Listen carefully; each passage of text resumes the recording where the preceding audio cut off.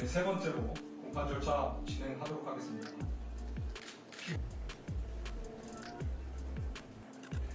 이 정도로 촬영 종료하도록 하겠습니다.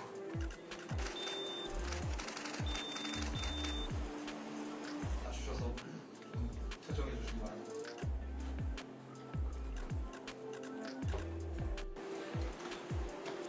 검은 정장 차림에 뿔테 안경을 쓴 김건희 여사가 법정에 들어옵니다.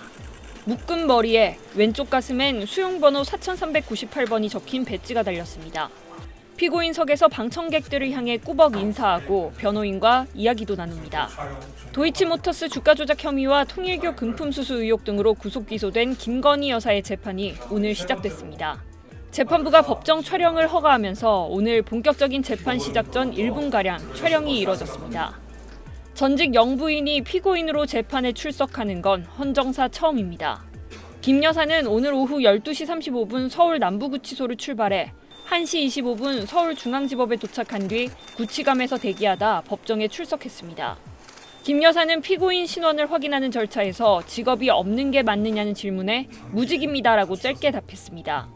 생년월일을 묻는 말에 답한 뒤 국민참여재판은 희망하지 않는다고 밝혔습니다. 김 여사는 2010년에서 2012년 도이치모터스 주가 조작에 가담해 8억 1천만 원 상당의 부당이익을 취득한 혐의 등으로 지난달 29일 구속 기소됐습니다.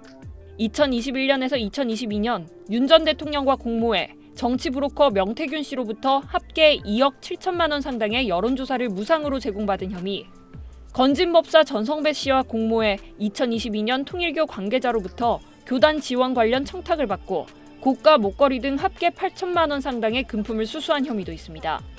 김 여사의 범죄 수익은 총 10억 3천만 원으로 산정됐습니다. 특검팀은 형 확정 전 범죄 수익의 임의 처분이나 빼돌리기를 막기 위해 기소와 함께 이에 대한 추징 보전도 청구했습니다. SBS 박서경입니다. 내란 특검팀이 모레 열리는 윤석열 전 대통령의 보석신문에 대해 중계를 허용해달라고 법원에 신청했습니다.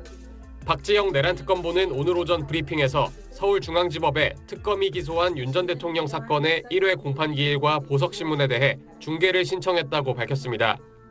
내란 특검법상 재판장은 특검의 신청이 있을 때 특별한 사정이 없으면 중계를 허가하도록 규정돼 있습니다. 앞서 윤 전 대통령은 모레 오전 서울중앙지법에서 열리는 특수공무집행 방해 혐의 등 사건 첫 공판기일에는 출석하겠다고 밝혔습니다. 윤 전 대통령이 법정에 나오는 건 지난 7월 재구속된 뒤 구속적부 심사에 출석한 이후 2달여 만입니다.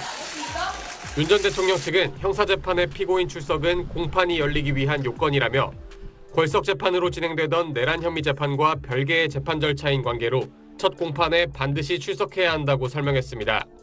하지만 윤 전 대통령이 법정에 나오는 이유는 따로 있다는 분석이 나옵니다.